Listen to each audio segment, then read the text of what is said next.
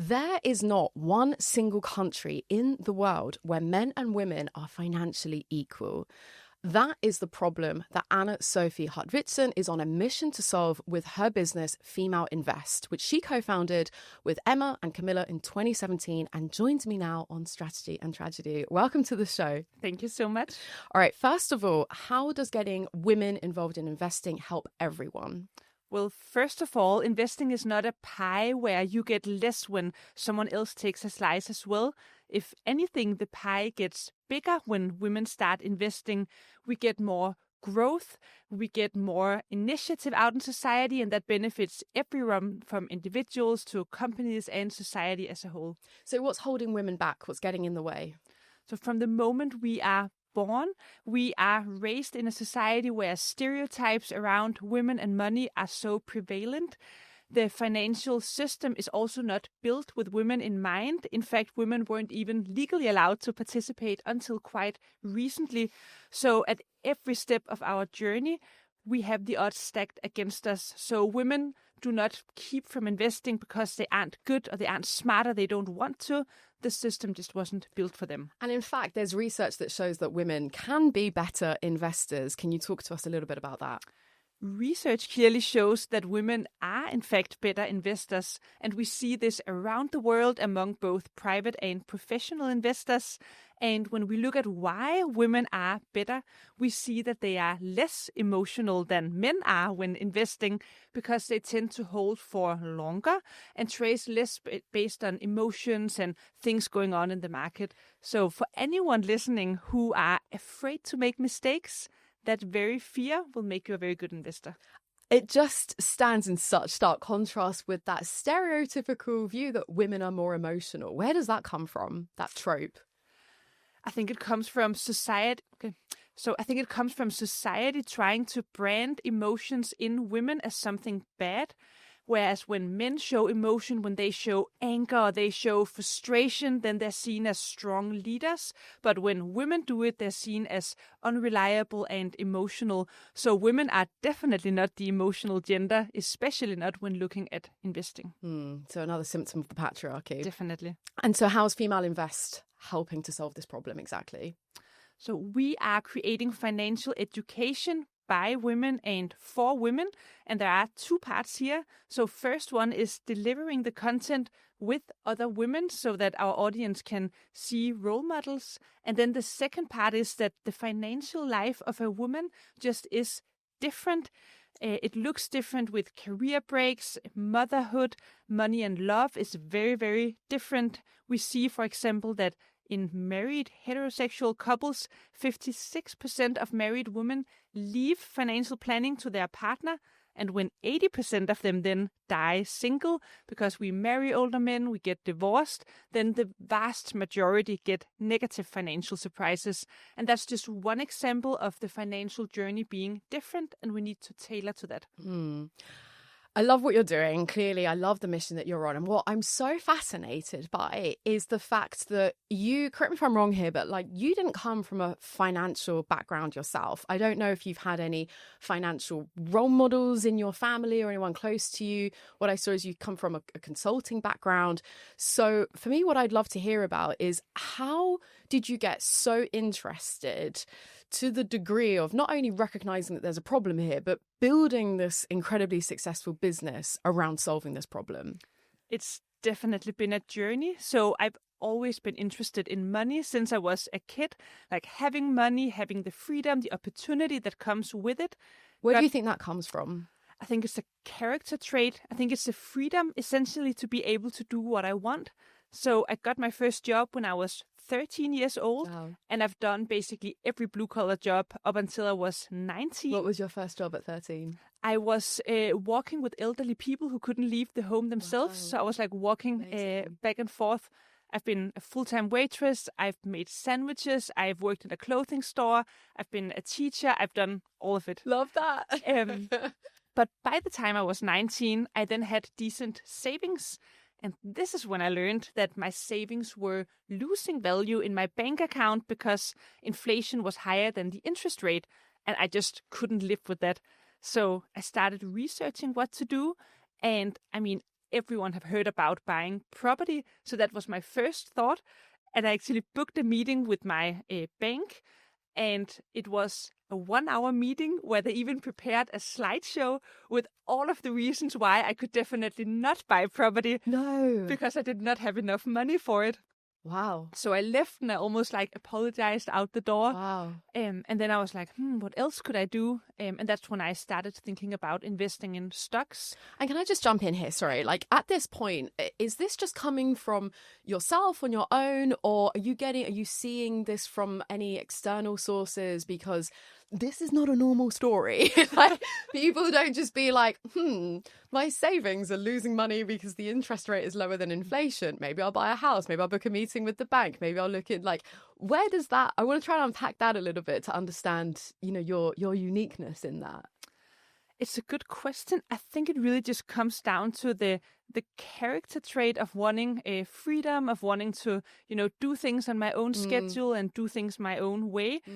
Plus, I worked minimum wage for so many years, and that's really hard work. So I just couldn't live with the fact that my money was losing value. Viscerally feeling this money that you've worked so hard for. Yeah.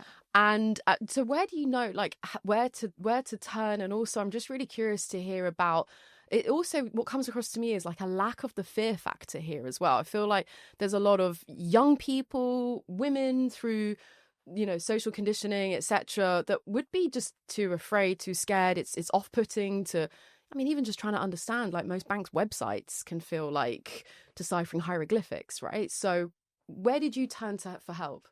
So I didn't really have anywhere to turn for help. And looking back on my journey, I think the most costly mistakes I've made have been mistakes because I didn't have anyone to ask. So, for example, with the property example, I actually had saved up enough to buy like a very cheap, maybe 1-bedroom apartment. But when the first bank said no, I just thought that the bank is like, one entity. If the bank says no, that's like a hard no. Yes, because I didn't know you could just go and ask someone else or ask my parents if they would, guarantee the loan, stuff like that. I only learned so later. And now I think I really missed out on a good profit had I bought that apartment 12 years ago.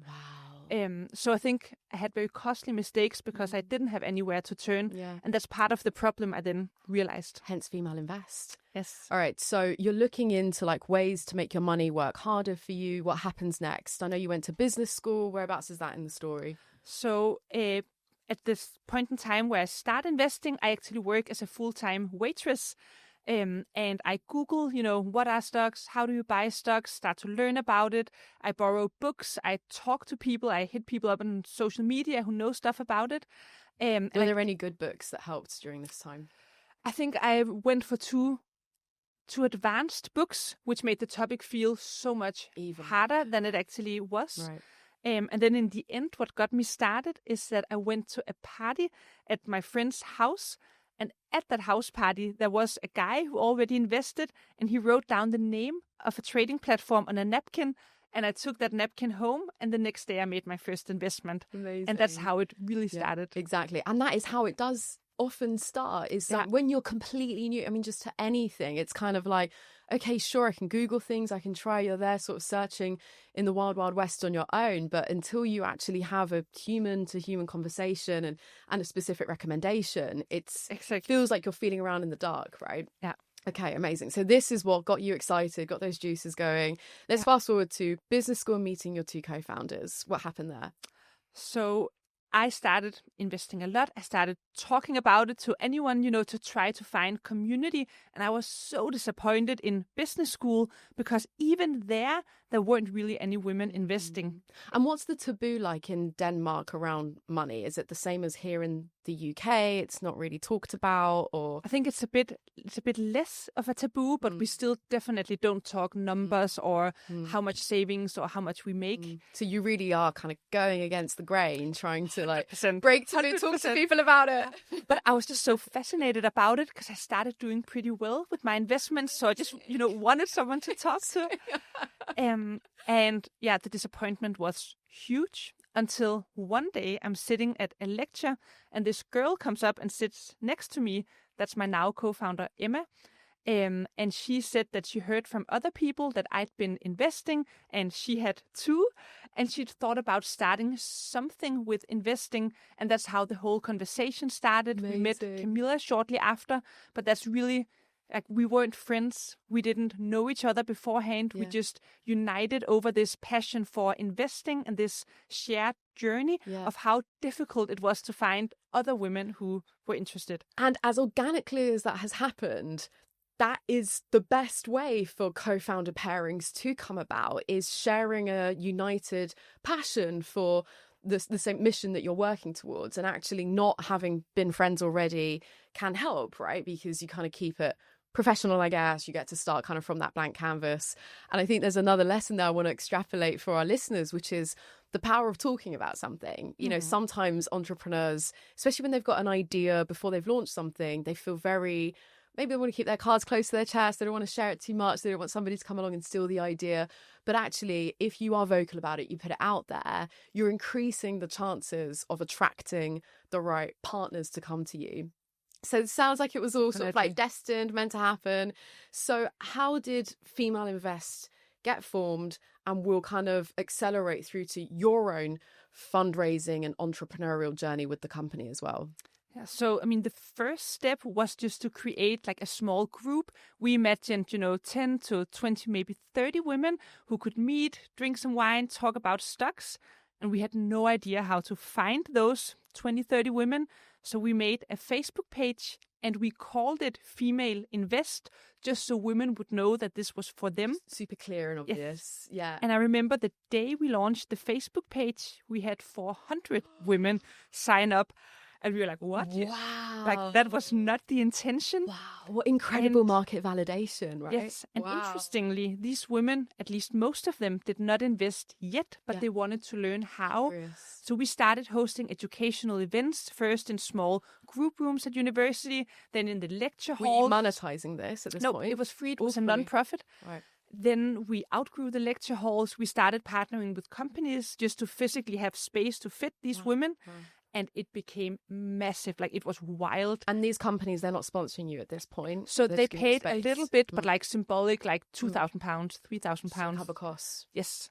And within the first year and a half, we'd done like a roadshow of in-person events, and more than 25,000 women had in-person attended. And, we made it cool, like champagne, house music, cool vibes, just completely, rethinking it. Nice. And that's when we knew there was something there, and we should maybe turn it into a business. Oh my God. Anna-Sophie, this is so incredible. It's so exciting. I hear so many stories of how entrepreneurs have got like an itch to scratch and they want to do something and they're kind of out there in search of a problem. Whereas this sounds very much like it was problem first, like clear and center. And I'm absolutely impressed by the rapid growth so quickly with this Facebook group amassing 400 subscribers, members so rapidly. What do you think that was down to? Was it the name? Was it like referrals? I think it was just a huge untapped demand. Like, as we already talked about, I mean, women want to grow their money. We are more educated than ever before. We have more money than ever before. And then there's just no one taking us seriously to the extent where they are building stuff for us. So I think it's really just like starting to peak at that untapped demand. Yeah. This is where it's like the timing, the market appetite.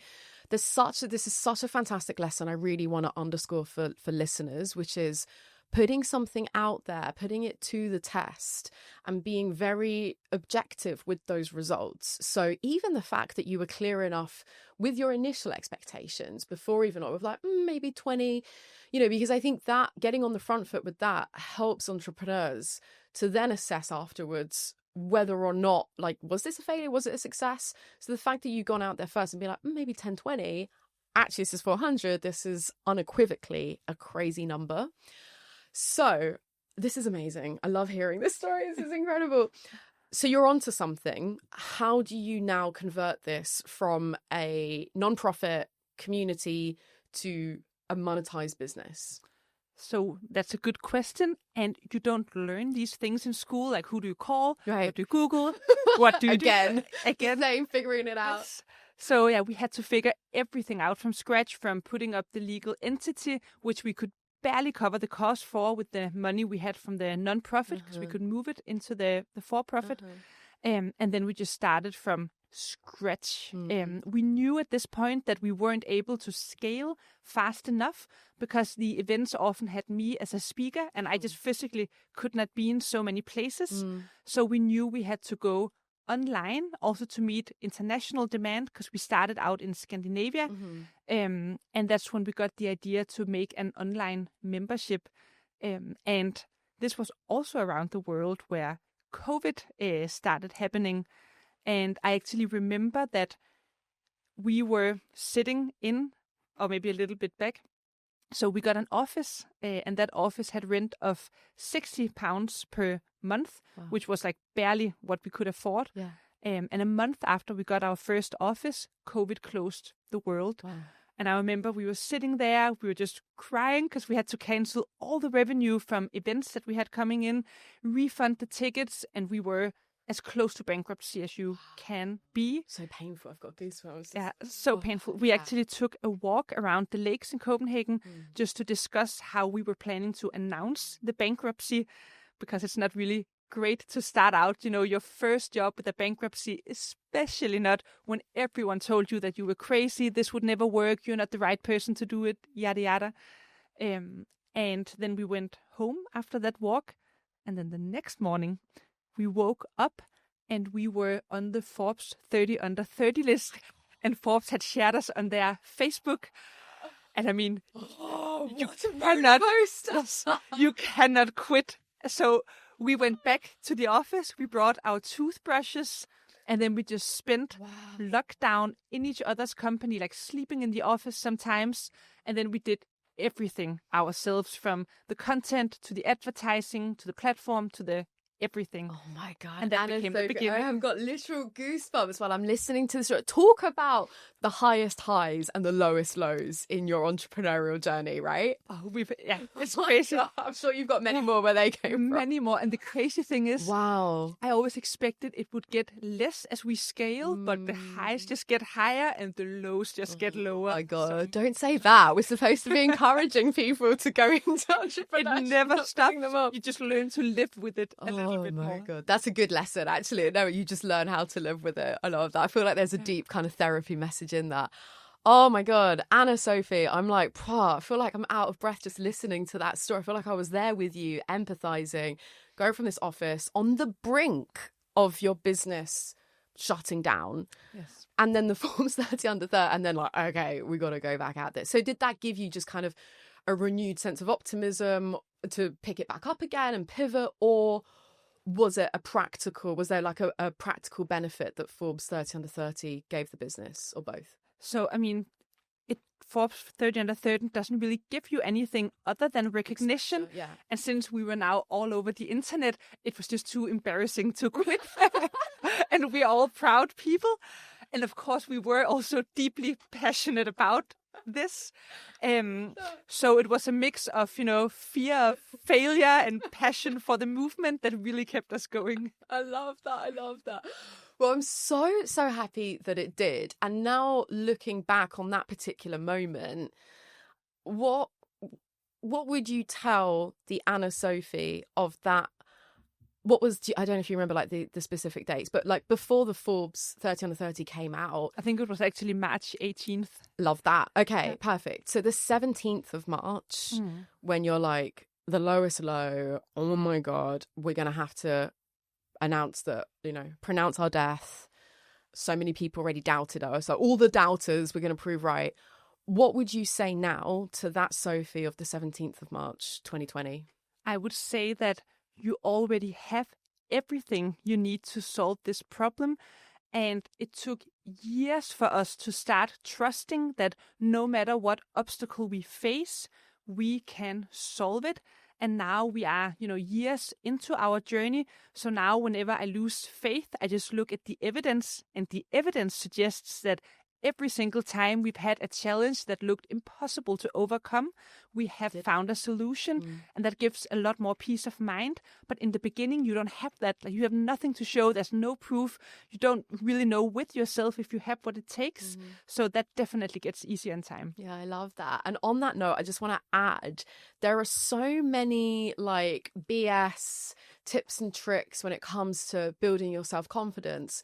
But the number one way, so this is for any listeners as well, if you're feeling a bit low, if you're feeling a bit in the dumps, down in the dumps, if you're questioning, you're doubting yourself, the single most effective way to boost your self-confidence is to give yourself enough irrefutable evidence that you got this. Yeah. So it echoes your point with like, we've now, especially, you know, now that you have got the wisdom, what you've amassed and now got under your belt is the evidence. And so as much as like, you know, you want maybe say like morning affirmations in the mirror, or you wear your favorite outfit, or listen to a hype track to get you pumped up, it's the irrefutable evidence to help boost your confidence. How much easier did it make having co-founders in the trenches with you at that time? It made the entire difference. Like, for sure, neither of us would be here if we'd been trying to do this journey alone. And I think it comes down to so many different benefits of having co-founders, from having just the mental support of someone who truly understands what you're going through, who believes in you, who's cheering you on, who you can share the frustrations with. That means so much. But also just having someone who's equally invested in it with you. I mean, I told you when we started out, we weren't friends. We just bonded over this mission. But now Emma and Camilla are some of the closest people in my life. And I'd say they have probably an impact on my life to the same degree as my parents have. It is crazy. Like, everything is shaped around them. Yeah, of course. My work wives, they shaped my outlook of life, of what I thought was possible. Incredible. And it keeps happening. So, and it seems to me, at least, I don't have the data on this, but it seems slightly rarer, dare I say, to have like a 3 co-founders, a trio in the mix. Like, whenever I do come across co-founders, it tends to be like pairs. It's a yin and a yang. How does that work in terms of like the dynamic with 3 of you? You know, there's that saying like three's a part, three's a crowd, you know, so. I think it's so nice because it gives a bit more flexibility. So when we make decisions, for example, if 2 really want to go with something, the third always just, you know, bends in and we go with that. If there are, you know, tensions, or when times are tough or someone is down, then we're always like one more person to step in. One can be a mediator. Yes. And even just now, practically, we've had 3 children between the 3 of us. I've had 0, but I feel like I have children still because we're so close. So when one person has a child, everyone else has to, you know, it step takes a in. village. Wow, amazing. And had we been just 2, that would have been so much harder. Wow. Yeah. Okay. God, Anna-Sophie, I'm so happy to hear like how things all kind of fall into place. And that's not to say it's been easy. Of course, we've already touched on some lows, but this is just, you know, I feel like sometimes we can try and force things to happen, you know, especially with the business success. But even now on the subject of like co-founder relationships, it's like that doesn't always work out. So I'm really happy to hear that not only did you hit on something incredible where there was this huge market appetite, but the 3 of you coming together has worked out really well. We need to talk about your own fundraising. Quick one. This is future Steph coming to you from beyond. If you're enjoying this episode, then you can probably guess what I want you to do. Please do me one tiny favor that costs you nothing and takes a second of your time. Hit that subscribe button. It really helps to support this show, and I'm really grateful for you listening. Let's get back into it. We need to talk about your own fundraising. Remind us of the stat and how you are now one of the top female-led startups having raised this much money. So we have raised $24 million, and I've tried to now Google as much as I could. And I think, at least to my knowledge, we are sadly the female-founded startup in the UK to have ever raised the most, at least from what I was able to find, and the same in Denmark. So that's a lot of money. And I would say, as someone having gone through the fundraise, and we've raised in many ways, from debt financing to angels to VC is the majority of the money, I'm not surprised at all. Like, when I heard that 2%, you know, the 2% of funding goes to women, when I heard that the first time, I think like many others, I started to make up explanations like, oh, maybe there are fewer women entrepreneurs, maybe they don't want to raise money, maybe this and that. But having gone through it, that's not where the problem is. Like the glass ceiling in fundraising is so thick that you just can't fathom it until you live it. And we finished our Series A last year, and there were so many moments where we were just looking at each other in disbelief, like, did this really just happen? What were some of those moments? Oh, so many. Like, there are so many things I also feel like I can't say. So what we've actually done now is we've created a Google Docs, and then we just filled it out with anecdotes to get things out. But I think the big picture is just a systematic exclusion for sure, like not being invited, even when you are invited to a dinner, like no one talking to you, everyone ignoring you. We've had multiple times where, we always sit as the only women at these dinners, and often you start by going around the table, saying kind of what you do, how much money you raised, being skipped at the table. Has happened multiple times. Yes, and it's the first time it happens, it's like, oh, maybe they just didn't, see me, but then it happens multiple times. This is disgusting. And this is like in the. But what do you do in the moment? Are you not like, hang on, you skipped me? So at first you don't really say anything because it's also awkward. You're already out of place. No one really wants to hear what you have to say. God. And now I think this is wild. Yeah, and I think it's now a mix of like we've tried to remove ourselves from spaces where we clearly aren't welcome. Like strip clubs, you'd be surprised how many deals are made at strip clubs. How are you supposed to sit there as a woman, being taken seriously when all the men are talking about, the dancing, it's like, how is that supposed to work? Of course. Wow. So that's definitely been a challenge. Wow. And it keeps being a challenge. Like, I don't think you move past it. And it's very hard sometimes to keep my cool when I see male founders with metrics that are a fraction of ours, a product that's not even done, no experience, racing like this with no data room because everyone believes in their potential. And when we have like such a detailed data room, we have the traction, we have the everything, and then it's still not good enough for disgusting. Some reason. Absolutely. It's having to run twice as fast to get half as far, not even that. Oh my God, Anna-Sophie, the parallel here that I'm witnessing is almost like harking back to when you were first starting FemaleInvest, when you were looking around for help. It's the classic, if you can't get a seat at the table, you build your own. And you've done this as three women coming together to help other women to invest. The same thing needs to happen in so many different facets of business, but here as well in the fundraising. We need more women to be making more money to be able to pay it forward and invest in other women, because I personally am kind of over, I think male allyship was a trend a while ago, and I don't know how much that's actually moved the needle, or how many male allies are putting their money where their mouth is and helping with situations like these. I think so many men, even though they mean well, but because they haven't lived the bias, they're still blind to both their own bias, and they have no idea what we're actually going through. I remember we even had, that was at a later stage in the fundraising, we were pitching this kind of male VC, and it was a smaller VC, and in the end he was like, he wouldn't invest. And the reason was that our numbers were too good. So if we truly had the numbers that we said, it didn't make any sense that we were pitching him, because someone else should have snatched it up, some of the better VCs. So he felt like there was something we didn't say. So for that reason, he was out. And we were like, even when the bias, Even when you're presenting the irrefutable evidence, there's always an answer. It's like, well, this is too good to be true. Yeah, it can't be. I don't know why, but it can't. It can't be. Yeah. I really hope that there are some guys listening into this right now, and I have a fear that it may be majority women that are still with us.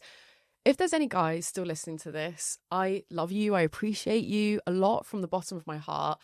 Wherever you're listening to this, give us a signal, like leave us a comment, like give us a wave, wherever you're listening to this. If this is on YouTube, on Spotify, I think you can leave comments, because like, we're not here finger pointing. We don't want to get anyone's backs up. We don't want anyone to get defensive. And, yes, whilst the patriarchy exists, we're not blaming specific men, although maybe Anna and your co-founders maybe have had one or two bad experiences. But nothing is going to change unless certain guys in those positions of power start to become aware of that unconscious bias. And in the meantime, do what you've been doing and keep plugging away and keep building and keep fundraising and stay awesome. So coming to something that's hopefully a bit more positive and practical, I'm not going to ask you like how you navigated these dicks, because they're dicks.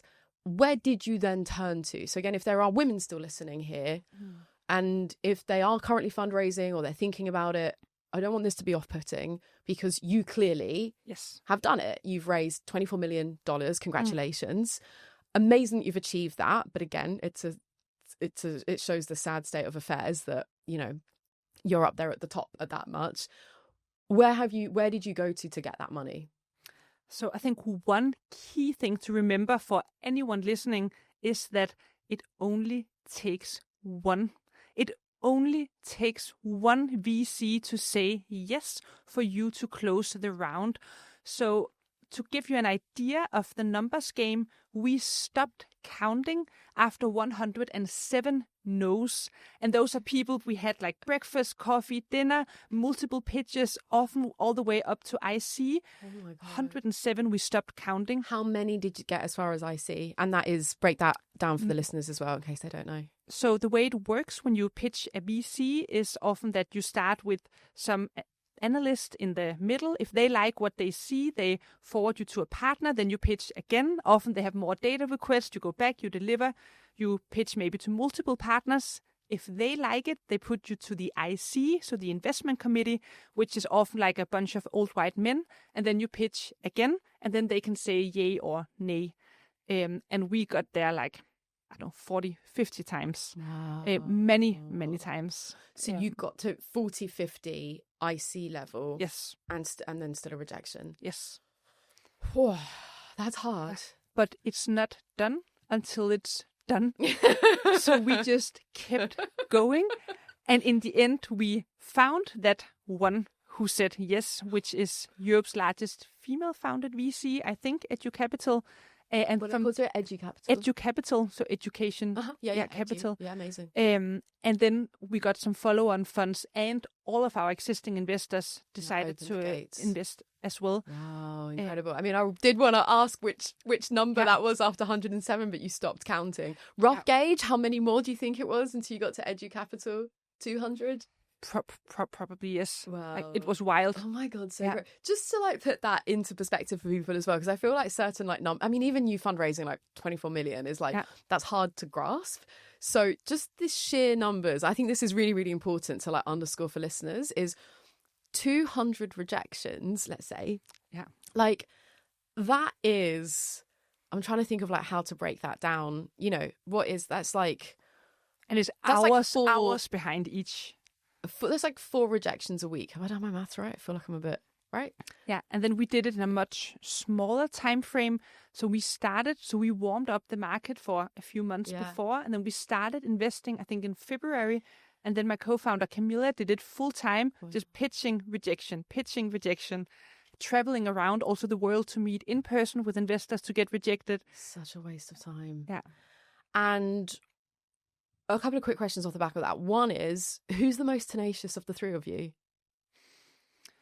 I think probably Camilla and myself. Which is why Camilla took the lead on that fundraising. Yeah, so we have split roles. Yeah. So she took the lead because she also does finance, data. Makes sense. It's a very numbers-heavy role. Yeah. And then I was responsible for the growth of the company meanwhile, because you need to have better results than ever, because all of them want to see how you close the next month or the next month. Right. And then Emma managed our product meanwhile. I mean, this also goes back to the case for the 3 co-founders, because if you're fundraising, each of these different job functions, which kind of go beyond the normal day-to-day business as usual, like how are things dialed up so much more when you're fundraising.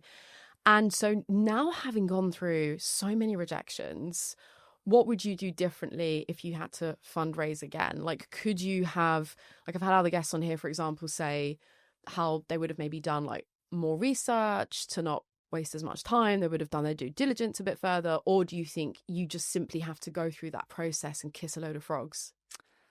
So I will maybe sound a bit full of myself now, and I just want to say there are so many things we could be better at, that we're not good enough at. We make mistakes every day. Caveats out the way.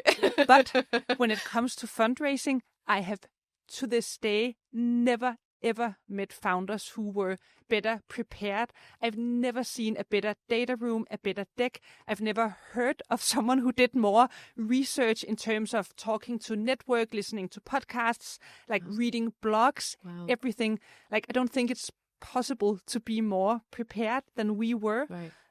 So I think it just came down to the numbers game. And I think the one thing I maybe would do differently would be around mental health, because it's really hard. So next time, if we have to fundraise again, going into it, I think we'll definitely prioritize getting sleep, still eating like 3 times per day, making sure to exercise, because if it's a process that drags on for months, it does become unsustainable. Sure. And to add to this story, while this is going on and Camilla is fundraising, she is pregnant. And she has a horrible pregnancy, and she pukes multiple times per day up until she gives birth. Oh my God. And A, we keep it secret, which is very hard. I've got goosebumps again. And B, we ended up signing the term sheet on her due date, and she gave birth as the money were being transferred. Oh my God. I've got goosebumps. This was her first pregnancy, was it? The second pregnancy. The first time we fundraised, Emma was pregnant. Oh my God. This is so wild. It just goes to show, doesn't it? Like, it does. What you can do, just like, and you're pregnant in the mean, and you're like making another human in the process. I don't know how she did it. That was amazing. Do you think any of the investors that rejected you regret their decision? It's hard to say. Maybe one day, if we end up IPOing or selling for a massive amount, maybe then they will. But I think many of the rejections boiled down to not believing in the market or not believing in us. So I guess that doesn't change. Yeah. Does revenge fuel you at all? Sometimes. I think mainly when I see much less talented men just, scoot to the top, whether it's entrepreneurship or elsewhere, where I just feel like the recognition of how easy they've had it. And as you say, it's not at all a vendetta against men. We wouldn't be here without the amazing support of so many men. We employ a lot of men, but it is kind of hard to see that bias, that complete lack of awareness of the privilege they have. I feel even for us, like, we have raised so much money now, but realistically, had we had the same talent and the same business, but a different skin color, we probably would not have raised that much money, because the odds are even less in favor of Black women or Black people in general. So I think it's just important to recognize your own privilege. Yeah, exactly. Yeah. Wow, Anna-Sophie, what a wild ride. And you came out the other end stronger than ever. What doesn't kill you makes you stronger. And you've got this record-breaking amount of cash under your belt. So congratulations again. How are you investing that amount fundraised to take FemaleInvest to the next level? And what's that impact that you guys are driving now? So we are investing in a few different things. We are investing in our product. We're actually in the middle of a big project to relaunch everything and make it a lot better. Then we are investing in growth, both in our home market here in the UK, which is now the fastest growing market, but also in the US, which we just started entering in March of this year. And those are the big things. So doing better and doing bigger. Love it. Better and bigger. I love it. On the subject of growth, what I have to ask you about is any practical activities, channels that have worked for you in terms of growth levers. I mean, it already sounds like you've already kind of got the wins in your sales. You've got that market appetite there already. So you've really got that product market fit that it's just a case kind of dialing that up. If you can break down like what has helped you kind of grow the business, and I would love linked to that to hear about the fantastic guerrilla marketing campaign that you did at the London Marathon. So, I mean, we are community-based, and we started out as a community, and that's the reason why we've made it this far. So I would say for anyone listening in, figuring out what is your mission, and then getting really, really good at storytelling and making it about something bigger. Like when you join FemaleInvest to learn about money, it's not even about money. It's about freedom, power, independence, change in the world. And that attracts a lot more people and makes them feel a lot stronger, just like we feel about it. So figure out your why and get very good at storytelling. that why, communicating it. We have used a lot of different channels, and I think they all support each other, from the organic channels where we actually don't convert massively. We just build the community and the message, to getting people on board for free webinars, for example, where we then give free education, convert at the end, paid ads. Like, we've done so many things. And the campaign you're now talking about, the marathon campaign, was something we did at the London Marathon recently, where we rented so many billboards along the route, where we put up myths around women, like women don't have the endurance, and then we put in small to be held down by the patriarchy. And we had people running in our t-shirts saying investing is a marathon, not a sprint. And we chose specifically the London Marathon because women were legally not allowed to run more than 4 miles until quite recently. Can't remember the year. So it just seemed like such a nice arena, somewhere women used to be excluded from. Now we make up half of runners. We do amazingly well. And basically all we need is the chance, and then we can do it. And it's the same with investing. And we've done a lot of campaigns like that. At one point, we built like a gigantic hourglass to symbolize how time is ticking on financial gender equality. And we dragged it all around London. Wow. Like, we've done some crazy stuff, and, it makes it fun. Yeah. It makes it mission driven, and it builds community. And conversation starters as well, right? I think we talk about community, and, it's like, okay, what does that mean? How do you get that? And you're doing these really mission driven, creative activations that get people talk. The amount of times that I've sent the images of your campaign to other people, like, these guys, did you see what they did at the London Marathon? Anna-Sophie, you're giving me so many goosebumps. The whole time I'm listening to you, I'm just like, I'm feeling so like fired up and rallied, and I just feel like I'm totally bought into the same mission as well, and so happy to see you succeeding. What is the impact that you've had so far with FemaleInvest? Like, how many women have you helped invest their money? Camilla just sent me the numbers yesterday. Okay, hot off the press. So in our membership, the paid membership, we've had more than 150,000 women pay for the membership. Wow. In the free education that we also do, we've had more than 750,000 women. God. And I mean, through our channels, we have around 60 million impressions per month. So it is massive numbers. And we often hear, of course, from our members that their lives are changing, but also just from women, seeing us, seeing the movement we've created, and then getting the courage to make changes in their own lives.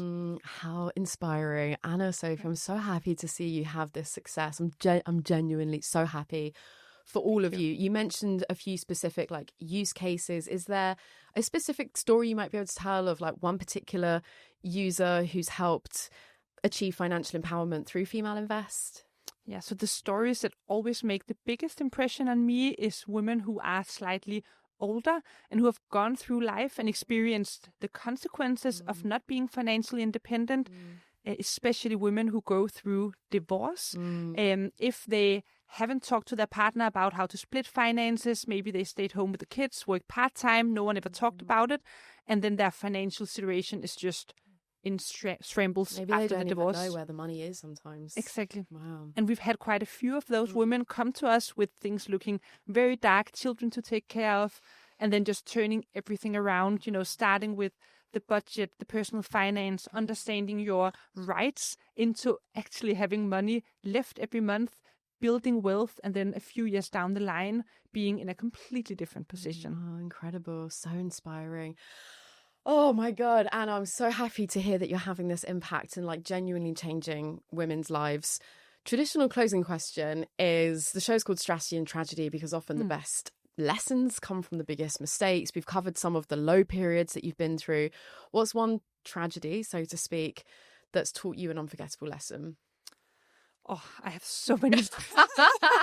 Maybe we can have time for top 3, maybe. Stretch it. So I think something that happened quite recently is that we made a bet in the company where we betted I don't want to say the exact number, but in the millions on something that turned out to not work the way we thought. And we just bet way too much money compared to how much money we actually have in the bank. And that was definitely an expensive lesson. We haven't done it before. We'll never do it again. To always test your hypothesis, which is usually what we're doing. And I don't have any good coming out of that, but that was one thing. Yeah. I think another tragedy would be all of the times that we had, external people crushing our dreams by closing doors or saying no, whether it is investors saying no, or when we wanted to publish our book, so many publishers said no as well. But we always just kept going. And again, to anyone listening, I don't think most people understand how much grit it actually takes, the people you see making it, like how many no's. I think it's hard to fathom until you do it. Yeah. And that's just, I think, how we got to where we are today. Yeah. Anna-Sophie, thank you so much for coming on the show. What a pleasure to sit down with you. And I really appreciate you breaking down and just being so honest about mistakes and showcasing that unglamorous side of the business, because that is what this show is all about. This show was born because I'm plugged into this ecosystem and I got to see firsthand the realities of entrepreneurship beyond the LinkedIn humble bragging, the sifted press coverage. And so I really appreciate you coming on and not only being so open about where things went wrong, but showcasing yourself here now, demonstrating you're here, you're smashing it, you're still standing. So it's not to put anyone off. It's just to give that more kind of realistic view of like what it actually takes. And you can do this. Thank you so much. Any kind of final wise words you want to share with our listeners before we leave you? I think a final word would be that even though it looks like, people are smashing it or it's easy or someone is having success, then I think as women, especially supporting each other, like it means so much more than you think, because behind the scenes of every woman or minority or someone who's succeeding in a system that wasn't built for them, like no matter how successful someone looks, there will always be a lot going on behind the scenes. So just that, supporting and cheering each other on, like that importance never stops, no matter if it's your friend or someone you see on social media, then just put the love out there because it's a currency and it helps a lot as well. That is a great message to leave this on. Anna, thank you so much for coming on the show. Thank you so much for listening. We'll be popping all the URLs in the show notes. FemaleInvest, check them out, get involved. Thank you too for listening. Really hope that you've enjoyed this fantastic interview with Anna-Sophie. Maybe we should get your co-founders on next time and have a party with all of us. Hit that subscribe button if you haven't already, and I'll see you next time.